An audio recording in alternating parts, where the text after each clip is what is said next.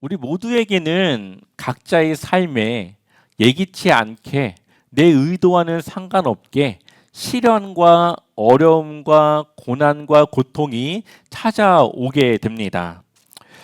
그것이 건강의 문제일 수도 있고요. 사람 간의 그런 관계일 수도 있고, 사업에 대한 문제, 또 재정적인 압박, 자녀와의 그러한 관계랑 자녀의 그런 진로라던가 문제를 우리는 여러 가지 각양각색의 그러한 문제들을 마주할 때가 있습니다. 우리가 피하고 싶고 만나고 싶지 않은 일들이지만 어쩔 수 없이 우리가 마주해야 되는 그러한 문제들이죠. 누가 그러한 어려움과 고통을 원하겠습니까? 다 피하고 싶죠. 그러나 우리의 생각과는 상관없이 그것을 마주해야만 합니다. 그런데 오늘 성경은 이러한 고난을 피하지 말고 오히려 기뻐하라고 우리에게 말하고 있습니다. 우리 한번 1장 2절 말씀 읽어볼까요? 1장 2절 말씀 함께 읽겠습니다. 내 형제들아, 너희가 여러 가지 시험을 당하거든 온전히 기쁘게 여기라. 아멘. 여러분, 고난을 만나서 내 마음이 무너지고 정말 힘들고 머릿속이 복잡한 이 상황 속에서 기뻐할 수 있습니까? 밥을 먹는 것도 힘든 그런 심리적인 압박감을 가지고 있는 상태에서 기뻐하라고 우리에게 말하고 있습니다. 그러나 우리가 현실적으로 이 고난 속에 있는데 우리가 그 고난을 기뻐할 수 있는 사람이 얼마나 있을까요? 거의 없을 겁니다. 그럼에도 오늘 이 야고보 사도는 우리에게 이 시험을 당하거든 기쁘게 여기라고 말하고 있습니다. 이 일은 그리스도인들만이 할 수 있는 일입니다. 고난을 만났을 때 그것을 기뻐하는 것, 고난을 만났을 때 거기서 기쁨을 얻는 것은 세상 사람들은 못하지만 그리스도인들은 그 일을 할 수 있습니다. 그 고난이 기쁜 것이 아니라 그 고난의 너머에서 그 고난을 넘었을 때 우리에게 주어질 그러한 믿음의 성장, 하나님에 대한 지식, 하나님을 경험하는 그러한 우리의 성숙된 믿음을 기대하기 때문에, 그것을 확신하기 때문에 그 고난이 지난 이후에 내가 하나님 앞에 조금 더 변화된 모습으로 주님과 함께 살아갈, 그 동행할 그 믿음의 성숙을 우리가 확신하기 때문에 고난 속에 힘들고 어렵지만 그것을 기쁘게 여기라고 말하고 있는 것이죠. 여기서 말하는 여기라라고 하는 말, 이 말이 헬라어로 보면은 앞서, 미리 생각하다라고 하는 의미를 가지고 있습니다. 그러니까 아직 오지 않았습니다. 오지 않았지만 그것이 올 거라는 것을 믿고 미리 생각해서 기대하고 기뻐하라는 것이죠. 마치 욥이 고난 속에서 드렸던 고백과 같습니다. 욥기 23장 10절 말씀 우리 같이 읽어볼까요? 함께 읽어보겠습니다. 그러나 그가 나를 단련하신 후에는 내가 순금같이 되어 나오리라. 아멘. 지금 욥이 어떠한 상태에 있습니까? 고난에 있죠. 그 고난도 그냥 고난이 아닙니다. 우리가 상상할 수 없는, 온몸에 병이 나서 이 벽돌로 긁지 않으면 참을 수 없는 밤새 그 간지러움 속에, 고통 속에 잠도 제대로 못 자며 하루하루를 견뎌야 했습니다. 또한 아내는 자신을 저주하며 도망갔고, 자녀들은 어떠한 사고와 그 문제 속에서 생명을 잃었고, 자신이 가지고 있던 수많은 재산들은 이 자연재해로 다 날아가 버린, 거지가 되어버린, 가진 것이 아무것도 없고 가진 거라고는 자신은 몽뚱아리 하나인데 이것마저도 병에 걸려서 이 벽돌로 긁으면서 하루하루 견뎌내야 되는 이 욥의 삶. 근데 욥은 뭐라고 고백합니까? 내가 가는 길을 그가 아시나니 그가 나를 뭐한디요? 단련하신 후에는 내가 점금같이 나으리라. 아멘.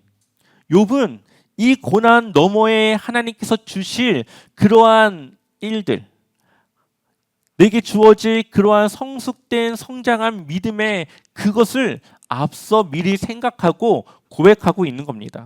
예수님 또한 그 고백을 드렸습니다. 히브리서 12장 2절 말씀을 우리 같이 읽어보겠습니다. 함께 읽겠습니다.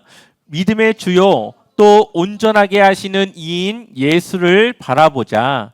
그는 그 앞에 있는 기쁨을 위하여 십자가를 참으사 부끄러움을 개의치 아니하시더니 하나님 보좌 우편에 앉으셨느니라. 아멘. 이 말씀을 보면 예수를 바라보자. 그 예수님이 어떠했습니까? 그는 그 앞에 있는 무엇을 위해서요? 기쁨을 위하여. 무엇을 참았습니까? 십자가를 참으사 부끄러움을 개의치 아니하시더니 하나님 보좌 우편에 앉으셨느니라. 아멘. 예수님께서도 그 십자가를 참는 그것을 감당할 수 있었던 이유는 십자가 너머에 예수님께서 누릴 기쁨과 하나님께서 주실 귀한 영광이 있음을 알았기 때문에, 그것을 믿었기 때문에, 그것을 확신하기 때문에 부끄러움을 개의치 아니하고 그 십자가를 감당했다라고 말하고 있습니다. 시험이 지나간 이후 우리에게는 성장이 있습니다. 아마 여러분들의 삶을 잘 돌아보면 힘들었고 어려웠던 그때가 정말 지옥같이 힘들었지만 그때를 돌아보면 그 순간순간에 하나님께서 움직이고 일하시고 도우셨던 것을 우리는 알 수가 있죠. 그 순간을 내가 견딜 수 있었던 것, 그래도 그것을 견디고 지금까지 올 수 있었던 것은 하나님이 나와 함께 하셨다는 것을, 함께 하셨기 때문인 것을 우리는 믿음으로 고백합니다. 우리는 그러한 경험들을 넘고 넘어서 믿음의 성숙과 성장을 이루게 되는 것이죠. 그렇기 때문에 오늘 이 야고보 이 사도는 우리에게 고난이 오거든 그것을 기쁘게 여기라고 말하고 있습니다. 그 고난이 기쁜 것이 아니라 그것을 지나간 이유, 그 고난을 내가 통과하고 내가 그것을 이겨낸 그 이후에 올 하나님의 그 은혜와 나의 변화된 신앙의 모습을 기대하는 그 기쁨을 기쁘게 여기라는 것입니다. 그래서 3절 말씀을 읽어보면 여러분은 믿음의 시련을 통하여 무엇이 성장해요? 인내심이 성장한다는 것을 알고 있습니다. 우리는 이러한 시련, 하나님이 주시는 이 시험을 통해서 인내합니다. 인내한다고 하는 것은 믿음을 우리가 더욱 굳건하게 지킨다라는 거예요. 하나님께서 나와 함께하고 신실하신 하나님이라는 것을 내가 믿는데 그 믿음의 그 길이가 더 길고 더 성숙해진다라는 거죠. 믿음이 얕으면 조금은 참지만 그 이유는 믿음이 흔들립니다.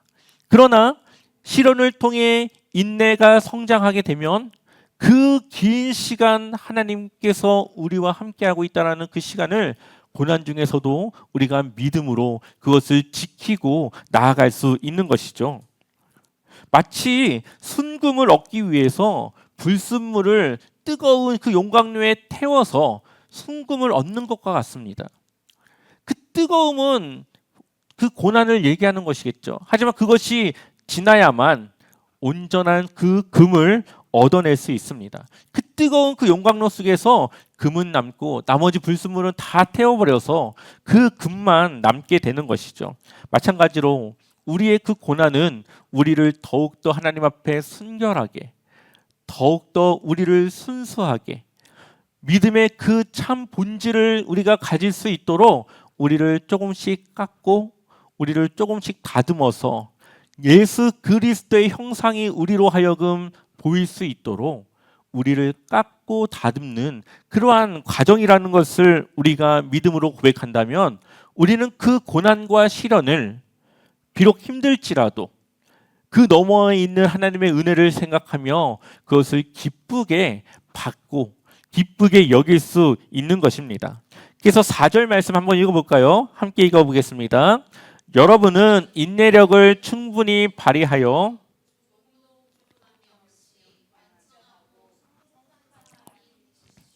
아멘. 우리의 삶에서 마주하는 이 시험의 고난은 우리를 넘어뜨리려고 하는 것도 아니고요. 우리를 실패하게 하는 것도 아니고 우리가 죄를 지어서 벌을 받기 위해서 하나님이 주시는 그러한 벌도 아닙니다. 뭐 하기 위해서요?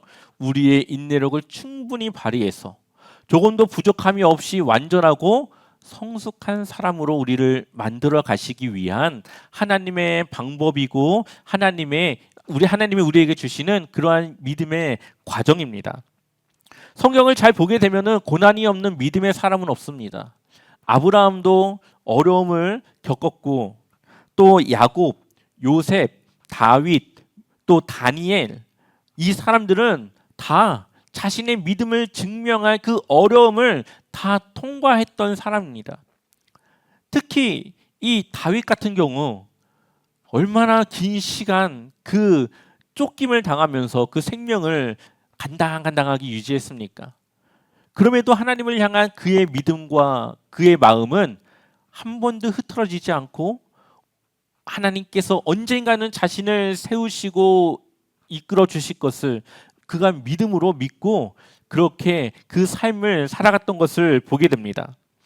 우리가 마주하는 고난을 우리가 어떻게 바라보느냐, 이것을 우리가 어떠한 자세로 그것을 마주하느냐에 따라서 그 고난은 정말 내 인생에 정말로 나를 피폐하고 나를 절망하게 하는 그러한 고난이 될 수도 있고요. 때로는 아니면 그것이 우리의 믿음과 우리가 하나님을 알아가는 그것에 대한 성숙과 성장을 이룰 수도 있는 겁니다. 우리가 그 고난이 왜 오는지를, 왜 하나님께서 나에게 주시는지를 우리가 이해하기만 하면, 그것을 우리가 알기만 하면 우리는 그 고난이 더 이상 나의 삶을 힘들게 하는 것이 아니라 오히려 내가 하나님을 더 잘 알 수 있는 그러한 기회로 삼을 수 있다는 거죠. 예를 들면 국가대표 선수들이 태릉 선수촌에서 매일 무엇을 하죠? 운동을 하죠. 이야기를 들어보면 정말 입에서 피비린내가 날 정도로, 정말로 그 훈련이 끝나고 나면은 힘이 하나도 없어서 그냥 바로 쓰러져야 될 정도로 하루하루 지옥과 같은 그 시련을, 그 시간들을 보내게 됩니다. 근데 그 국가대표 그 선수들이 그것을 왜 견딜까요? 그 힘든 그 과정을 왜 그들이 감당하고 있을까요? 그것을 잘 견뎌내서 금메달이든 동메달이든 뭔가 좋은 성적을 얻는 것을 그들이 바라보는 것이죠. 그것을 기대하고 그 순간을 참는 겁니다. 그래서 감독과 코치가 이것을 하라고 하면 이것을 하는 거고 저것을 하라고 하면 저것을 합니다. 그들의 말을 따라야만 자신이 더 잘 훈련된 이 선수로서 좋은 성적을 낼 수 있다는 것을 기대하는 겁니다. 마찬가지로 하나님이 우리에게 주시는 시험과 시련, 그러한 어려움과 고난과 고통은 우리를 훈련시키기 위한, 우리를 단련시키기 위한, 그래서 더 나은 그리스도인의 삶을 살아가고 하나님의 뜻을 분명하고 명확하게 알아서 하나님의 기쁨을 위해 살아갈 수 있는 성숙한 그리스도인으로 만들어가기 위해 우리를 훈련하는 그러한 과정이라는 거죠. 근데 그 코치와 감독이 그것을 위해서 나를 훈련한다는 것을 아는 선수들은 그것을 감당하지만, 그것과 상관없는 일반인들이 그것을 해야 된다면 어떻게 될까요? 입에서 막 불만이 나오고 내가 왜 여기서 이걸 하고 있나 막 그러지 않겠습니까? 그래서 그리스도인들은 고난을 기쁘게 여길 수 있지만 세상 사람들은 그 고난을 기쁘게 여기기가 어렵습니다. 물론 막연하게 그렇게 생각하는 사람들도 있겠죠. 하지만 대부분의 사람들은 그 고난이 내 인생에 아주 재수없는 그러한 시간 중 일부라고 생각하고 넘어가게 될 겁니다. 그렇기 때문에 우리가 하나님의 뜻을 알아야 되겠죠. 그래서 야고보 사도는 우리에게 또 이렇게 말합니다. 5절 말씀 같이 읽어보겠습니다. 너희 중에 누구든지 지혜가 부족하거든 모든 사람에게 후히 주시고 꾸짖지 아니하시는 하나님께 구하라. 그리하면 주시리라. 아멘. 하나님께 무엇을 구하라고요? 지혜를 구하라. 그래서 우리가 지혜를 구하면 하나님은 우리를 꾸짖는 것이 아니라 우리가 구하는 것보다 더 많은 것을 후히 주시는 하나님이시라고 말씀하고 있습니다. 우리가 이 지혜를 구하는 이유는 우리가 고난을 마주하고 시련을 마주하고 시험 가운데 당했을 때 도대체 여기에 하나님의 어떠한 뜻이 있는지를 이해하고 그것을 알기 위해서 하나님의 뜻, 그것을 알기 위해서 하나님의 지혜를 구하는 겁니다. 우리의 지혜로 하나님을 이해하는 것이 아니라 하나님이 주신 지혜로 하나님을 이해하고 내가 그것을 받아들일 수 있도록 그렇게 하나님께 기도하라는 것이죠. 그러니 우리가 고난 중에 해야 될 것들, 우리가 하나님이 주신 그 시험 속에서 우리가 해야 될 것은 하나님께 이 고난이 나에게 어떠한 의미가 있는지를 기도하여 정말로 하나님의 뜻이 무엇인지 그것을 알 수 있는 지혜를 우리에게 허락해달라고 기도해야 됩니다. 그래야만 우리가 그것을 제대로 이해하고 거기서 하나님의 뜻을 찾고 그 뜻을 통하여서 우리가 어떠한 부분이 훈련되고 성장하길 원하시는지를 우리가 이해하고 캐치해낼 수가 있는 것이죠. 그렇기 때문에 우리가 이러한 어려움에 처했을 때에 우리의 힘으로 그것을 이겨내려고 하는 것이 아니라 하나님을 찾고 그 지혜를 구하고 지혜를 통해 하나님의 뜻을 알 수 있도록 우리는 기도하며 그 시간들을 보내야 되는 것이죠. 근데 오늘 야고보서를 보니까 우리에게 오는 이 시험이 한 가지가 아니라 두 가지라고 말합니다. 첫 번째, 한번 야고보서 1장 12절 같이 한번 읽어보겠습니다. 시험을 참는 자는 복이 있나니 이는 시련을 견디어낸 자가 주께서 자기를 사랑하는 자들에게 약속하신 생명의 면류관을 얻을 것이기 때문이라. 아멘. 시험을 참는 자는 뭐가 있대요? 복이 있대요. 그리고 시련을 견디는 자에게 주가 자기를 사랑하는 자들에게 약속하신 생명의 면류관을 얻게 하기 위한 것이라고 말씀하고 있습니다. 그러니까 이 시험은, 여기서 말하는 시험은 테스트를 말하는 거예요. 테스트. 내가 영어가 뭐 1단계인지 2단계인지 3단계인지 이것을 테스트하기 위해서 주는 하나님의 시험. 그래서 우리의 믿음이 좀 1단의 믿음인지 아니면 5단의 믿음인지 10단의 믿음인지 그것을 우리에게 테스트하기 위해서, 그래서 우리의 믿음을 확인하고 그 믿음의 한 단계의 성장을 이루기 위해서 우리를 테스트하는 거죠. 그러니 우리를 힘들게 하려고 하는 것이 아니라 오히려 그 믿음을 한 단계 성장시키기 위해서 우리에게 주시는 테스트, 그 시험이라고 말하고 있습니다. 근데 다른 시험도 있습니다. 1장 13절 같이 읽어보겠습니다. 사람이 시험을 받을 때에 내가 하나님께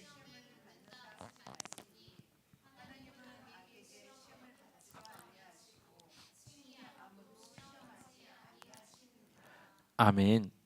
왜 위에 있는 시험과 밑에 있는 시험에 대한 말이 다를까요? 우리 한국어 성경으로는 두 개 다 시험으로 나와 있지만 이것을 영어로 보면 위에 있는 시험은 테스트라는 말을 쓰고 밑에 있는 말은 템프라고 하는 말을 써서 유혹하다, 뭐 그런 의미의 그 영어 단어를 씁니다. 그러니까 밑에 있는 시험은 하나님이 주시는 시험이 아니라 나의 욕심, 나의 이기심, 내가 세상 속에서 좀 더 세상이 원하는 삶을 살아가려고 하는 그러한 유혹 속에서 마주하는 시험을 말합니다. 그래서 그 시험은 우리를 성장시키거나 우리를 더 나은 그리스도인의 모습으로 하기보다는 우리를 사망케 하는, 우리의 영적으로 사망케 하는, 우리의 삶이 곤두박질 치는 그러한 목적을 두고 우리를 시험한다라는 거죠. 그래서 야고보서 1장 14절을 보면 오직 각 사람이 시험을 받는 것은, 여기서 말하는 유혹의 시험이죠. 자기 뭐에 이끌려서요? 욕심에 이끌려서 미혹됨이니. 그러니까 내가 세상 사람들처럼 더 많이 갖고 더 높아지고 더 그 사람들과 같이 하려고 하는 그 유혹, 욕심과 이기심의 그 마음이 내가 미혹당해서 그러한 시험에 든다라고 말합니다. 근데 그 결과가 뭐냐? 15절 같이 읽어보겠습니다. 욕심이 잉태한즉 죄를 낳고 죄가 장성한즉 사망을 낳느니라. 아멘. 욕심이 죄로, 죄는 곧 사망으로 연결됩니다. 그러니 이 시험은 우리의 인생을, 우리의 삶을, 하나님과 우리와의 그 관계를 끊어내기 위한 그런 미혹과 유혹에 대한 시험이라는 것을 말합니다. 앞서 우리가 보았던 하나님이 주시는 그 시험은 시험에서 인내로, 인내에서 생명으로 연결됩니다.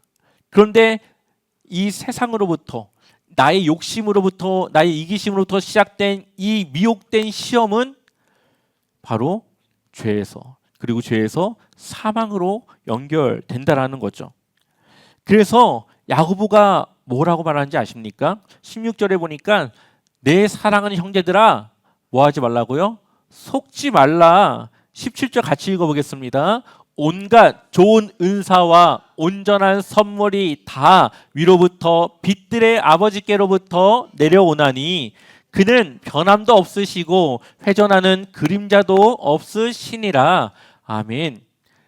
온갖 좋은 은사와 선물이 다 어디서부터 온다고요? 위로부터, 하나님 아버지로부터 오는 것인데, 하나님을 바라보지 못하고 세상을 바라보니까 이것을 우리에게 주는 것이 하나님이 아니라 세상에서 그것을 취할 수 있다라고 하는 그러한 미혹된 마음에 하나님을 바라보지 않고 하나님께 그것을 구하지 않고 세상에서 세상의 방법으로 그렇게 그것에 대한 욕심을 채우려고 하는 그러한 모습이 나온다라는 거죠. 이스라엘 백성들이 가나안 땅에서 하나님이 모든 것을 다 채워주시는데 그들이 누굴 봅니까? 가나안 땅의 신을 봅니다. 그러니까 저 가나안 땅에 저 사람들은 먹을 것도 많고 잘 사는 것 같으니까 하나님을 버리고 그들의 신을 믿습니다. 하나님이 주시는 건데 그들이 하나님이 아니라 다른 신을 바라보고 있는 거죠. 마찬가지로 우리의 삶에 필요한 것은 하나님이 우리에게 주시는 것이지 세상이 우리에게 주는 것이 아닙니다. 그런데 많은 그리스도인들이 그것을 머리로는 이해하는데 삶으로는 세상에서 그것을 취하려고 한다라는 것이죠. 그러한 유혹과 그러한 채워지지 않는 욕심으로 인해서 오는 그러한 시험은 결국 하나님과의 관계를 멀어지게 하고 우리를 점점 사망의 길로 이끌어 가게 되는 겁니다. 그래서 야고보는 우리에게 권면하기를 9절에 1장 9절에 낮은 형제는 뭘 자랑하고요? 자기의 높음, 자기를 비천하다, 낮다, 보잘것없다 생각하는 그들에게는 하나님의 자녀로서 얼마나 그가 존귀한 자인지 그 높음을 자랑하고 10절에 부한 자는 뭘 자랑하라고요? 자기의 낮아짐을 자랑하리니 이는 그가 풀의 꽃과 같이 지나감이라. 부자가 그 가진 것을 자랑하는데 그것을 자랑하지 말고 하나님 앞에 겸손하게 하나님 앞에 나는 아무것도 아니라고 하는 그러한 주님의 종된 자세로 그 낮아짐을 자랑하라고 말합니다. 아무리 부자여도 언젠간 끝이 있고 그것이 아주 짤막한 순간에 풀과 꽃이 지나가는 것과 같이 그것을 사라져버린다라고 말하고 있습니다. 그리고 11절에 해가 돋고 뜨거운 바람이 불어 풀을 말리면 꽃이 떨어져 그 모양의 아름다움이 없어지나니 부한 자도 그 행하는 일에 이와 같이 쇠잔하리라. 아멘. 그러니까 부한 자들이 자랑하는 그것이 그 때는 그 순간에는 대단한 것처럼 보이지만 아무것도 아니라고 말하고 있는 것이죠. 그러니 우리는 하나님 앞에서 나의 낮아짐을 자랑하고 또 하나님의 존귀한 자임을 자랑하고 정말 하나님께서 나의 삶을 이끄시고 채우시고 나와 함께하고 있다는 것을 우리는 기억해야 됩니다. 하나님이 주시는 시험과 나의 욕심으로 오는 그 시험을 그런데 우리가 우리의 삶에서 구별하는 것이 쉽지 않습니다. 그렇기 때문에 결과적으로는 우리에게 오는 모든 시험과 시련과 고난과 고통은 우리가 이겨내야 되는 것이죠. 그것을 어떻게 이겨냅니까? 하나님을 향한 우리의 믿음의 인내를 통해서, 어떠한 시험이든 그것을 통해 내가 하나님을 알 수 있고 하나님을 내가 더욱더 한 발자국 더 가까이 다가설 수 있다라고 하는 기대와 앞선 생각으로, 그러한 자세로, 그러한 시험을 대하는 자세로 우리는 이겨내는 겁니다. 그것을 구별하려고 하는 것이 아니라 그냥 그것을 그러한 모습으로 이겨내면 되는 겁니다. 그래서 세상을 바라보면 우리는 실패하지만 하나님을 바라보면 우리는 믿음의 시련을 이겨낼 수 있습니다.